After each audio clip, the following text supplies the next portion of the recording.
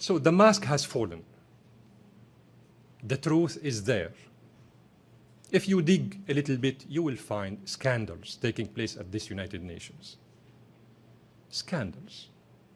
It's not a place to maintain peace and international peace and security. It is a place where to demolish peace and security, where to destabilize societies. It's very easy at the United Nations to destroy a country. It's very easy. I know this is a signal for me to stop. Our final speaker, to the surprise of many of you, is Ambassador Baschar al-Dschafari, the permanent representative of the Syrian Arab Republic to the United Nations. Ambassador.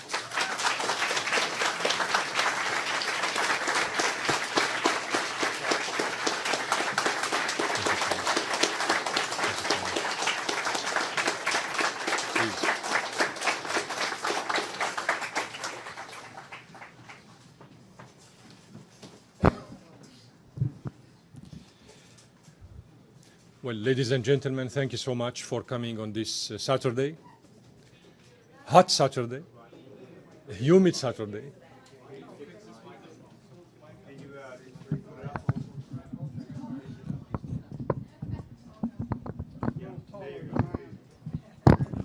Thank you. So thank you so much for coming this very hot and humid Saturday to listen to us. I know that sometimes politics are boring, would bore the listeners. However, the issue is very important. It's not only about Syria, but it is about all of us. It's about USA, it's about Syria, Iraq, the Middle East, the whole world. And we will try to elaborate a little bit by adding to what my distinguished colleague, the Honorable Senator Richard Black, has just pointed out, and to what Mr. Ramsey Clark, also my distinguished friend, said before my arrival. Well, history has shown to us that lies are not and could not be eternal. We know for sure nowadays that history, many tragic episodes in history were based on lies, meaning they were baseless and without any foundation. I could share with you hundreds of examples about what I am saying, derived all of them from the UN itself, from the United Nations, where I represent my country. I think that Senator Black and Mr. Ramsey Clark have not left too much for me to say. However, we have indeed too many information to share with you. We could speak about what's going on in the world in general, but in Syria in particular, for hours, if not for days. And you would be surprised because you have never heard anything of this information I'm going to share with you. It is a great honor for me to have the opportunity to address this August audience from this podium in St. Bartholomew's Church in Manhattan. I convey to you my sincere salutes and best wishes, and I thank Schiller Institute and thank you all for offering this great honor to me and to my colleagues. We meet today while we all are recalling the tragedy of September 11 it was one of the most sad and grievous days in the whole history of the United States. It also was a harsh and difficult lesson to learn for all nations and governments that terrorism recognizes no boundaries or identities and therefore should not be justified, protected, or concealed. I'm saying this because Senator Black has somehow gave some hints about the Saudi links to the events of 9/11. And I will elaborate a little bit on this issue later on.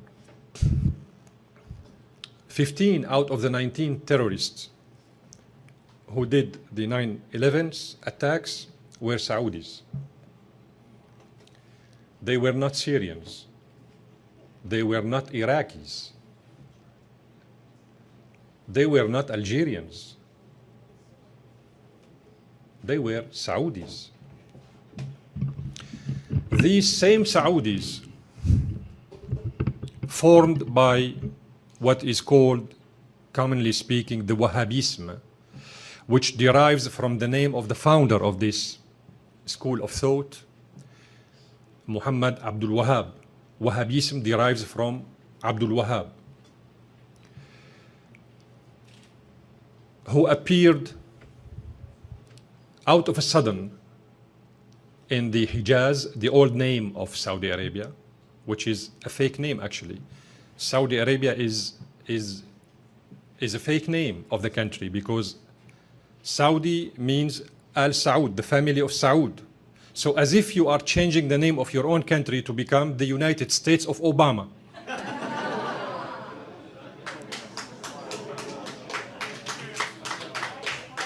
So they stole, this family stole the name of the country and transformed this country to fit to their radical agenda. That happened in the late 18th century. The funny part of the story is that this school of thought was facilitated, created, and endorsed by the British intelligence at that time. So the British intelligence facilitated the creation of this radical movement in Islam on purpose, of course. You know the British, how they act. Nothing is for free. Immediately in 1815, this crazy guy moved towards Damascus and Karbala in Iraq. In Karbala, he attacked the shrines of the Shia Muslims. And in Damascus, he tried to invade the city, but the Syrians stopped him and defeated him on the doors at the walls of Damascus. Then he retreated and came back to where he came from. I'm giving you this background to show to you that this crazy movement is not a newcomer. It has been there for centuries. Couple of times protected by the British, then by the Americans. It is not because they like them, but it is because their craziness fits to their agenda.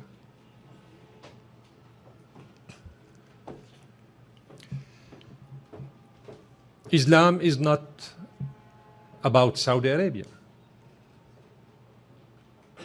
In Damascus, in the greatest mosque of Damascus, called the Umayyad Mosque, in the middle, in the heart of the mosque, which is the biggest and greatest mosque in Syria, we have the shrine of Saint John the Baptist inside the mosque. The grave of Saint John the Baptist is in the middle of the mosque, where Muslims as well as Christians visit the grave and make their prayers. Senator Black told you about the Mufti of Syria, this wonderful man. Could you believe that his main advisor, his political advisor, is a Christian? The Mufti's political advisor is Christian. Only in Syria. Only in Syria. This is why we are extremely proud of our secularism, secularity. We are proud of what we are, whether we are Muslims or Christians, but we are not ready to become as crazy as the Saudis are. And we don't share at all their concepts of religion.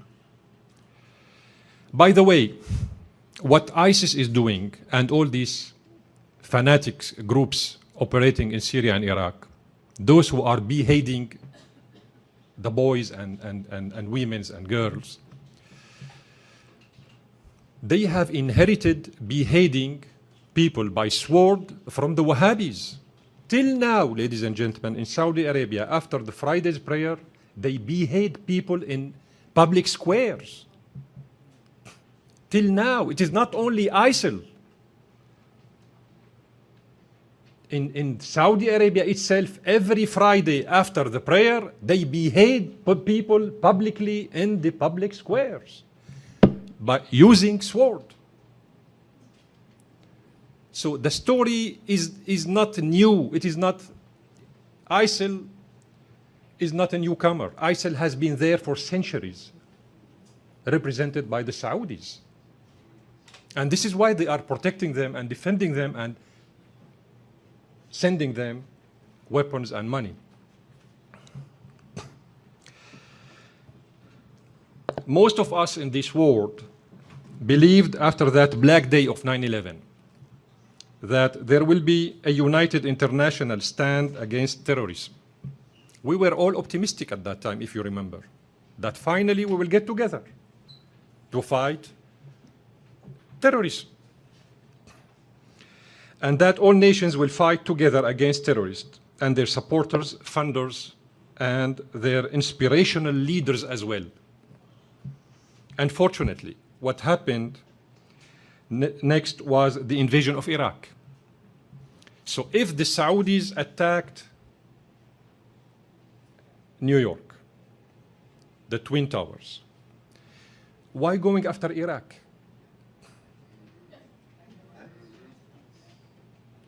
If the main reason was to revenge, right, against what happened in 9/11. And we all know and we all knew at that time that it was a Saudi conspiracy. Then why attacking Iraq? Iraq is a secular country like Syria. Syria and Iraq and Algeria are only the three secular governments in the Arab world. Iraq out of the picture now. Iraq has become a hub of international terrorism after the spreading of George Bush freedom over there. Algeria, you know, Algeria was tested before us in the early 90s. They sent to them an early Arab Spring, but it was defeated, thanks God. So only Syria remains. Only Syria remains. And Egypt recently. And Egypt recently, thanks God, after the eviction of Morsi, who belongs to the same family of the radical movement of Islam. It's not about Islam. It is about radical movements, pretending, claiming, alleging that they are representing Islam, but they are not.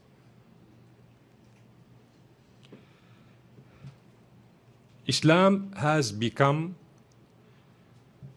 a good business for manipulation. Very good business for manipulation. Very good business. Everybody makes business out of Islam very, very cheaply. and we will try to explain why. It's not about politics. You are all fed up with politics. I am also fed up with politics.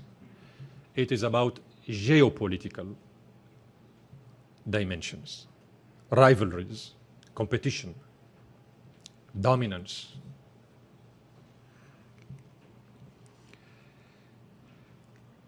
Then we said, unfortunately, what happened next was the invasion of Iraq under the very same pretext of fighting terrorism. That was the funny part of the story. When they invaded Iraq, when George Bush invaded Iraq, he said that he was doing that to combat terrorism and getting rid of the wrongly alleged weapons of mass destruction. Again, another lie. You know it. You know it, I mean. And let me tell you this story. I'm an eyewitness.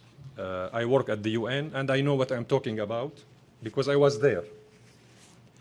A story that none of you have heard in the mainstream media, as Senator Black said.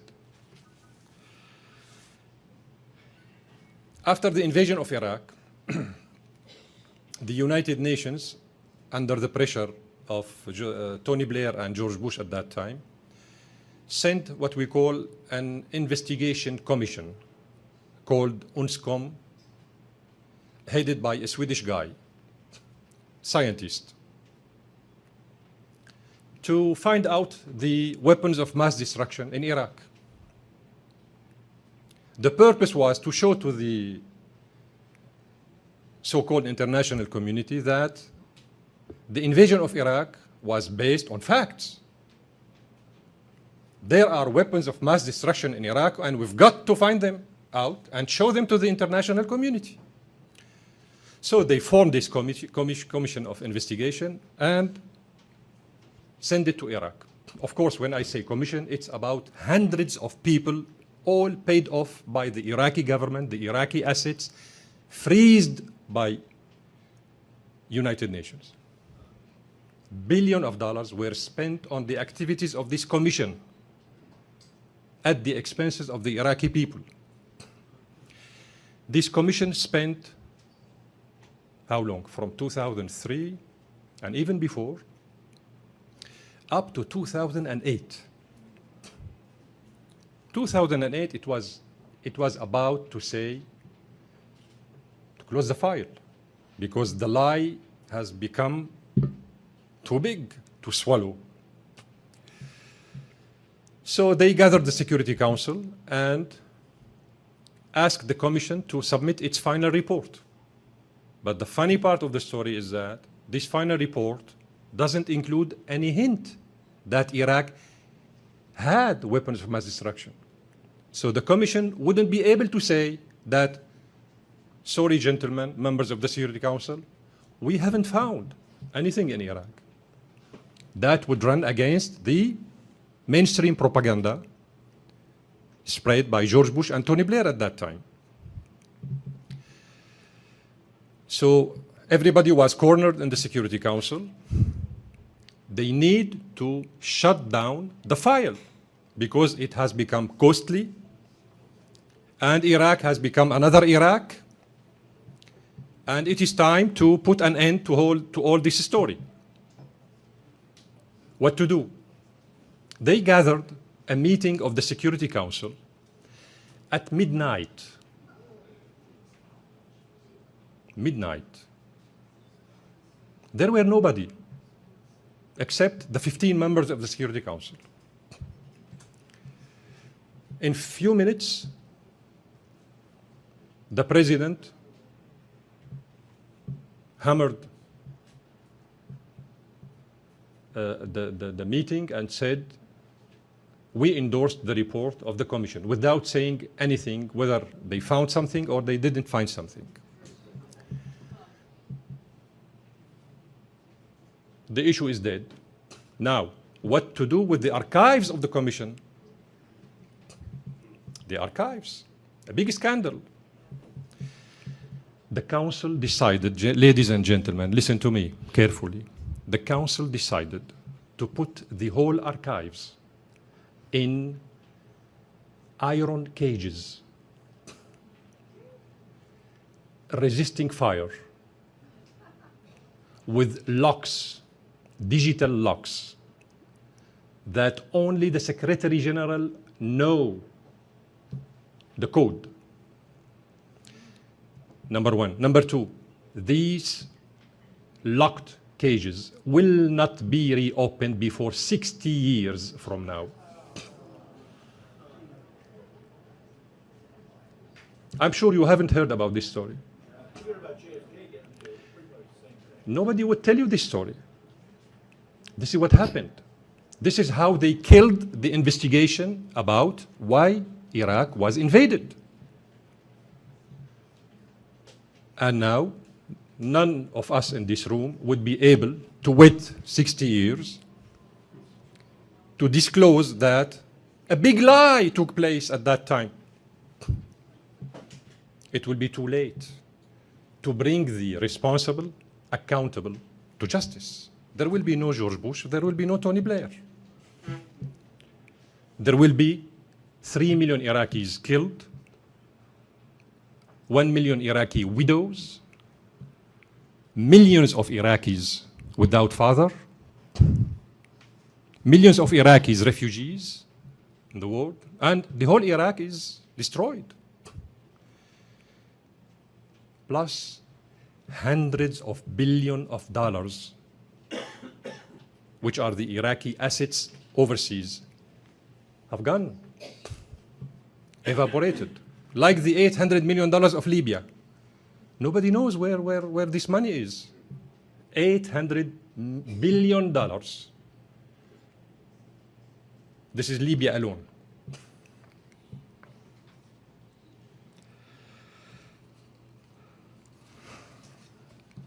The result of the invasion of Iraq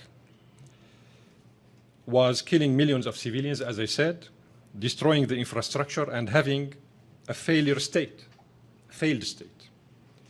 there. And more importantly, transforming Iraq into a hub of international jihadist terrorism. I'm saying this because all these so-called leaders of ISIL,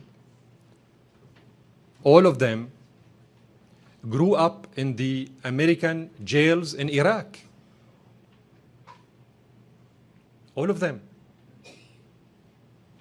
They were taken care of by the American soldiers in Iraq. So they knew them, how dangerous they are. And they didn't deal with them accordingly.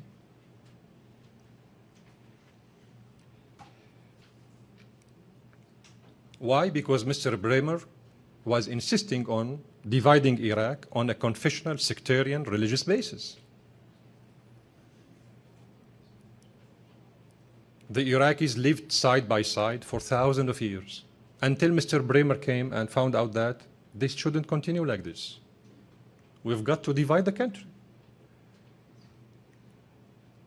We've got to give a part to the Sunni, another part to the Shia, then a part to the Kurds, another part to the Assyrians, and then etc., etc.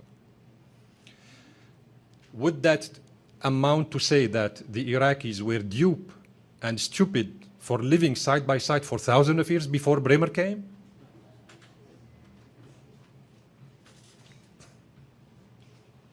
Today, and after 6 years, my country, Syria, is still suffering of the fiercest terrorist war in the modern history of the humanity. This unprecedented barbarian war reflects the bitter fact that terrorism is still privileging from safe havens, money resources, some well-known government supports, and the growing of terrorist ideologies and shelters around the world. Why I'm saying this? Because it wouldn't be that easy for a terrorist to leave Sydney on Australia, to take the flight, to change the flight 3 times, get 5 visas, Thailand visa, Indonesian visa, Cambodian visa, whatever, and then find himself out of a sudden in Istanbul, at the Istanbul airport in Turkey.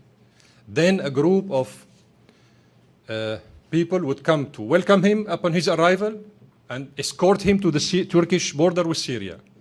And then somebody would give him money and weapons and facilitate his entry into Syria. This is not a tourist. This is not a tourist. This is a terrorist known in advance by the Australian intelligence services before he left. The people in the Western world, unfortunately, some governments were betting on the fact that, you know what, we have this garbage in our societies. Let us export them to Syria. Let us get rid of this garbage by sending them to Syria and Iraq, where they will kill Syrians, and probably they might be killed by the Syrians also. But finally, we will get rid of them because they are a burden in our societies. The problem started when these terrorists killed Syrians and Iraqis, but some of them changed their mind and wanted to get back to Australia, to Belgium, Paris, London, Germany, USA, Canada. And that was a big problem because the scenario was totally different. This garbage shouldn't get back, initially speaking, but started to get back. And the Western democracy wouldn't be able to prevent them from doing so. So what was the solution? The solution is the British Prime Minister, the Australian Prime Minister, the Belgian Prime Minister, the French President, decided to withdraw citizenship from these terrorists if they dare getting back. What would that mean? That means, you know, guys, continue killing the Syrians until they are killed. But don't ever think about getting back. And this is what's going on now in Syria. These garbage cannot go back to where they came from because they lost their rights to citizenship. Figure out that these prime ministers I have enumerated did not say that if these terrorists will get back, we will take them to court. They didn't say that. We will hold them responsible. They didn't say that. We will hold them accountable. They didn't say that. So they didn't say that these people are terrorists. They said, if you get back, we will withdraw the citizenship from you. Meaning you are a good terrorist. As long as you are continuing to kill the Syrians, you are a good terrorist. But if you think getting back to Paris, Brussels, whatever, Sydney, then you will become a bad terrorist.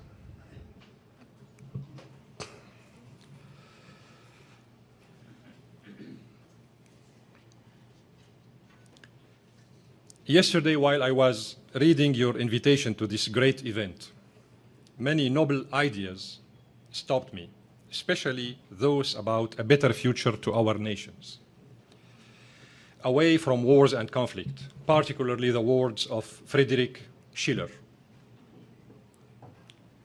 the founder of Schiller Institute. And I quote him, "Born for that which is better." End of quote. Unfortunately, again, what is happening until today in my country, Syria, goes totally against these great human principles. Syrian people suffer until this moment from terrorism which is supported from regimes of well-known countries like Qatar, Turkey, France, and Saudi Arabia, Wahhabi family. Needless to remind you here of the basic role of Saudi family in supporting and funding terrorists who committed the brutal crime of 9/11, as I said at the beginning, without forgetting the dangerous role of their prehistory religious clerics who still inspire terrorists by ideas of jihad and hatred of other religions and ethnics all around the world. Another story. I'm a storyteller. I apologize. I was ambassador of my country to Indonesia, the biggest Islamic country in the world, 235 million Muslims in one country. But this country is composed out of 17,000 islands. This is why we call it the Malay archipelago. It's not an island, it's an archipelago. It's a huge amount of islands. The story is the following. And I told Senator Black this story in one of our meetings, actually. Upon my arrival to Jakarta, I was surprised that every Friday after the prayer, thousands of girls and women, young girls and young women, gather in front of the Saudi embassy in Jakarta.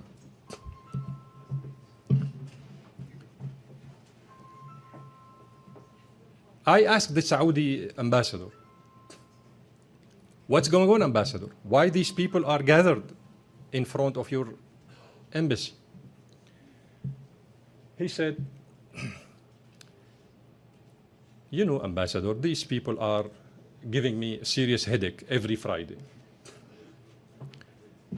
They gather, all these women are carrying with them a baby, all, and chanting slogans, asking for rights, their rights, in their local language, something that I couldn't understand at that time. So all these women happened to fall victim of the following story. Saudi business people or Saudi religious clerics who come to Indonesia for business or on a short period of time, they spend 20 days up to 1 month maximum over there. So because they are so religious, they need to have sex with women in Indonesia. How can they do it? They go to these small villages in Indonesia, very poor people, extremely poor people, but real, honest people. And marry young girls, 12 years old, 13 years old. And their dot is only $100.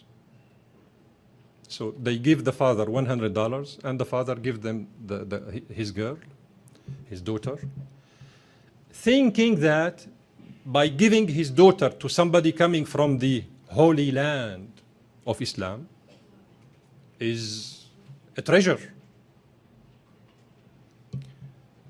The guy takes the girl for 20 days, 2 weeks, 3 weeks, whatever, and then he divorces her before leaving because he doesn't need her anymore.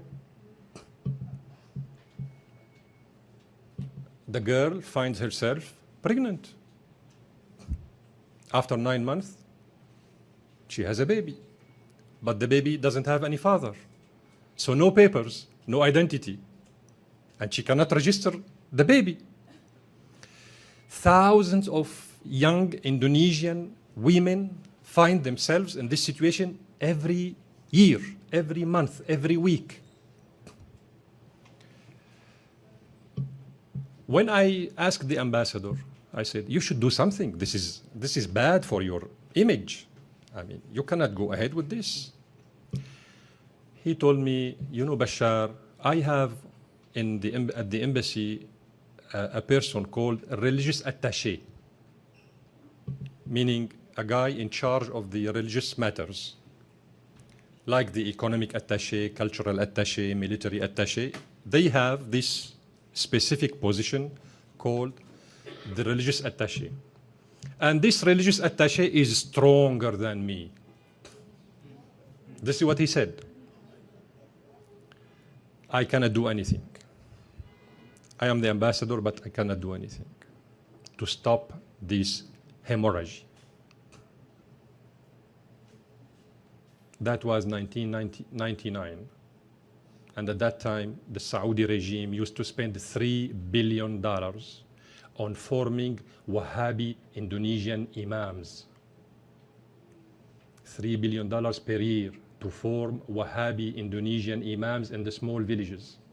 This is why, unfortunately, nowadays in Southeast Asia, we have the same ISIL we have in the Middle East. They have it over there. They did the Bali explosion, if you remember, and the series of explosions of the five-star hotels in Jakarta. This is what the Saudis are. I am Muslim myself. I am proud to be Muslim, but I have nothing to do with this garbage. Nothing to do.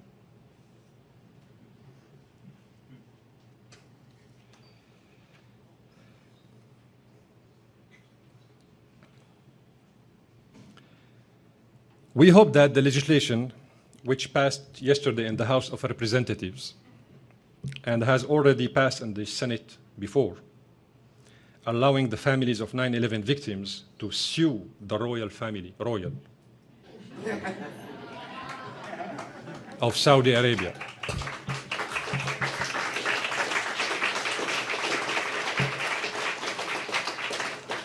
Of Saudi Arabia in the US courts. You know this royal family, what they are doing in the hotels in California and New York.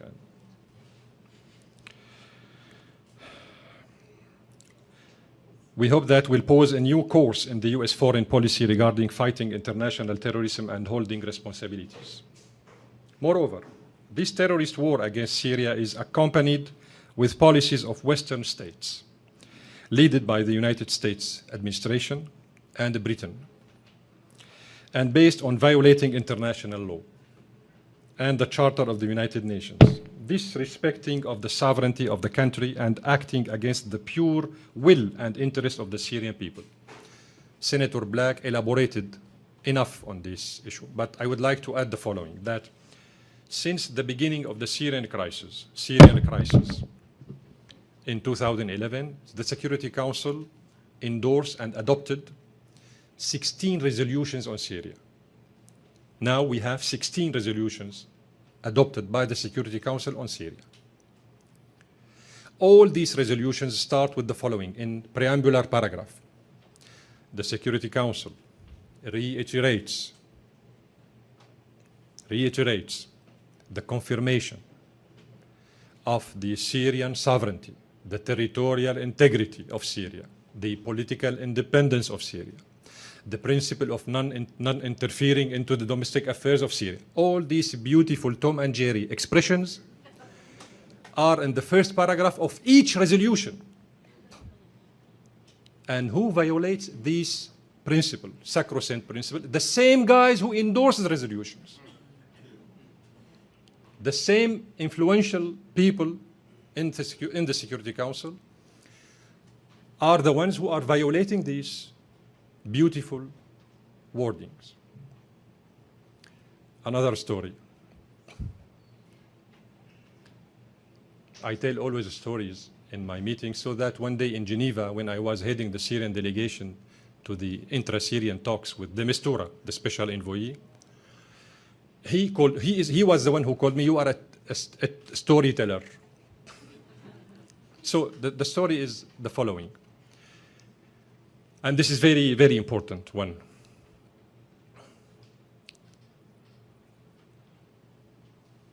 I will tell you this story chronologically so that you understand the message.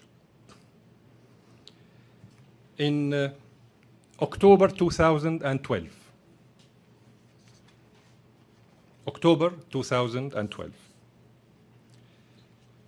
meaning 5 months before any use of chemical gas, toxic gas in Syria, because the first attack by using toxic gas took place in Khan al-Asal, a small town in the suburbs of Aleppo. That was in 2013. 5 months in March 2013. I'm talking about September 2012, meaning 5 months before the first chemical attack took place in Khan al-Asal in Aleppo. Some, what is called, commonly speaking, Syrian opposition activists,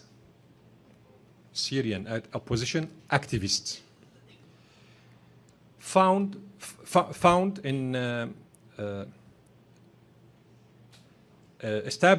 formed and established in Turkey,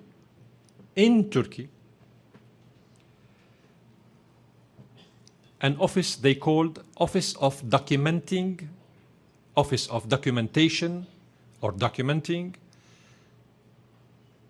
the Use of Chemical Weapons in Syria. They formed and established this office 5 months before anything related to the issue of the chemical weapons in Syria. And out of a sudden, the OPCW, the Organization of the Prohibition of Chemical Weapons, which is based in The Hague in the Netherlands, gave this non-governmental center a consultative status to the OPCW, meaning they endorsed the center, which is non-governmental office, and as a consultative body of the OPCW on chemical issues. We didn't understand why they did that, because we didn't expect, that something might happen 5 months after. 5 months after, they attacked Khan al-Asal in Aleppo by using chemical gas, and they killed 18 Syrian soldiers. Of course, CNN wouldn't speak about it. But 18 Syrian soldiers got suffocated by virtue of this attack.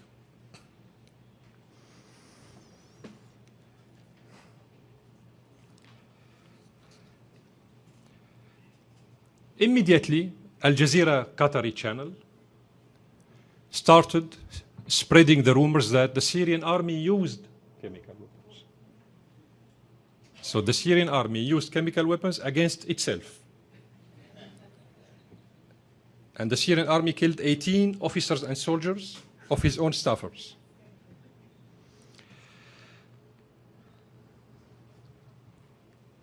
Simultaneously, a series of attacks, similar attacks, took place in Syria.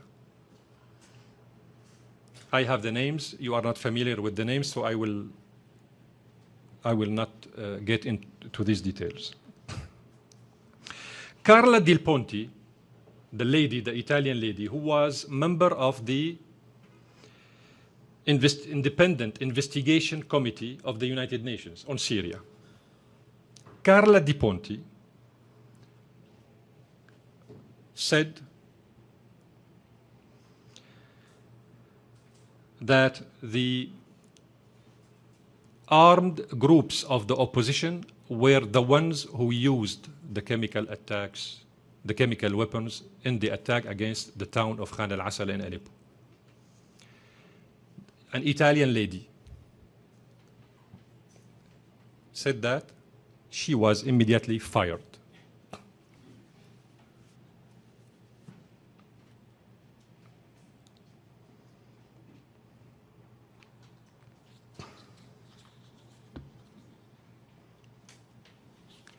Then we come to the story of the red line, President Obama's red line. Because, again, after this attack at Khan al-Asal in Aleppo, I got instructions. The same day the attack against Khan al-Asal took place, the same day, 8 hours after the incident took place, I went myself to the office of the Secretary General Ban Ki-moon, United Nations Secretary General. I asked him to help the Syrian government in A, verification of whether chemical weapons were used or not in Khan al-Asal. B, identifying the perpetrators. This is what I asked myself Ban Ki-moon, at that day, 21 of August 2013. The guy was very nice, as you know. He asked me to give him some time to consult with the good guys in the Security Council. So he consulted with the good guys, and he came back 2-3 hours later to tell me the following. Mr. Ambassador, tell your government that I will assist your country with a verification to prove whether chemical weapons were used or not in Aleppo. But I'm sorry, I cannot assist you in identifying the perpetrators. From the day one, they knew who did it, but they didn't want to reveal the identity of the perpetrators. We said, yes, you know what, Mr. Secretary General, help us verifying if the chemical weapons were used or not.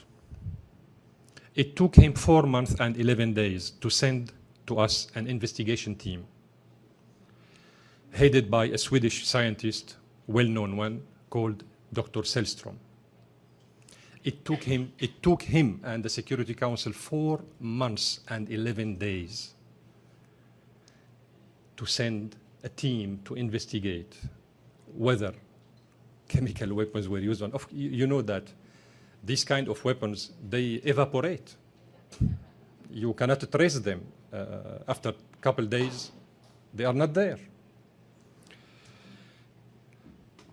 More importantly, after 4 months and 11 days, Dr. Sellström was in Damascus, and President Obama made his speech and drew the red line. That was, Obama did his speech on the 20th of August. Dr. Sellström was in Damascus at that time, on his way to Aleppo to investigate what happened in Khan al-Assal. He was still at the door of the hotel in Damascus, getting into his car. Out of a sudden, we hear that another chemical attack took place in the suburbs of Damascus. Out of a sudden, incidentally, another attack took place in the suburbs of Damascus. That was done to shift the attention from Khan al-Assal to another place. Because they didn't want, initially speaking, they didn't want anybody to investigate what happened in Khan al-Assal. So the best way to do it was to shift, to create another spot of attention somewhere else. And who did it? According to the French anchors, very important French anchors, Georges Malbruno and Christian Chenot, who wrote an important book on this matter called On the Roads to Damascus, like St. Paul did. In these books, they said that the French Minister for Foreign Affairs, Laurent Fabius, was behind this attack. It is a French book. But CNN will never speak about it, will never say anything about it. You will never hear anything about these issues in the mainstream media, because that would corroborate the accuracy of our statements.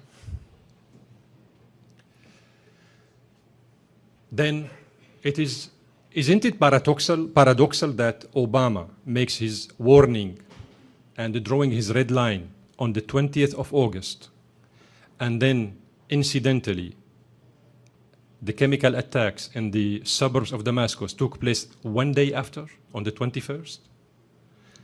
As if somebody is trying to, you know, Mr. President, they crossed the line.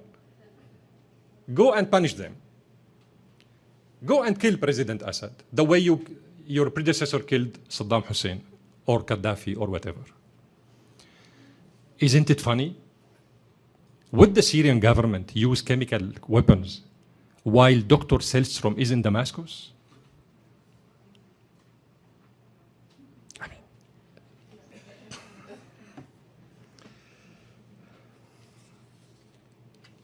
I know that I'm sorry, maybe I have spoken too long. Okay, I will I will finalize. I told you I could speak for hours about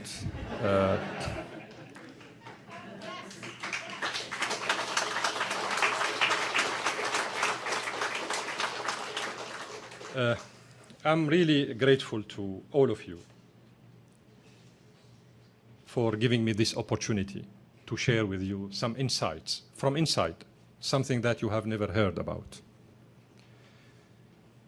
I try my best as ambassador of my country to share this information with the media accredited to the United Nations. But you know what? Every time I take the floor next to the Security Council, where there are usually between 50 up to 100 reporters accredited from all over the world, accredited to the UN as reporters and journalists. When I take the floor, 50 of them disappear instantly because they don't want not to hear, because they know what I would say. They don't want to report. The point for them is that by listening, they will be somehow obligated to report. So the best way to avoid reporting is by boycotting, by not being there. I'm saying this because too many people, too many ambassadors at the United Nations, they come to me and say, you know, Baschar, you are right. Your government is right. We know the truth, but we cannot say it. You can, God bless you, but we cannot say it. So the mask has fallen. The truth is there. If you dig a little bit, you will find scandals taking place at this United Nations. Scandals. It's not a place to maintain peace and international peace and security. It is a place where to demolish peace and security, where to destabilize societies.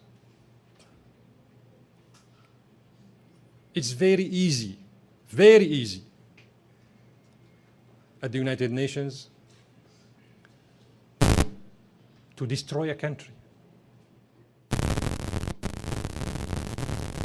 It's very easy. I know this is a signal for me to stop.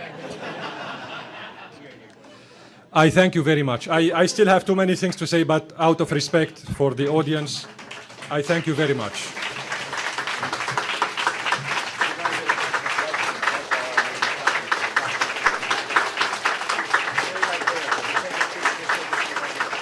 One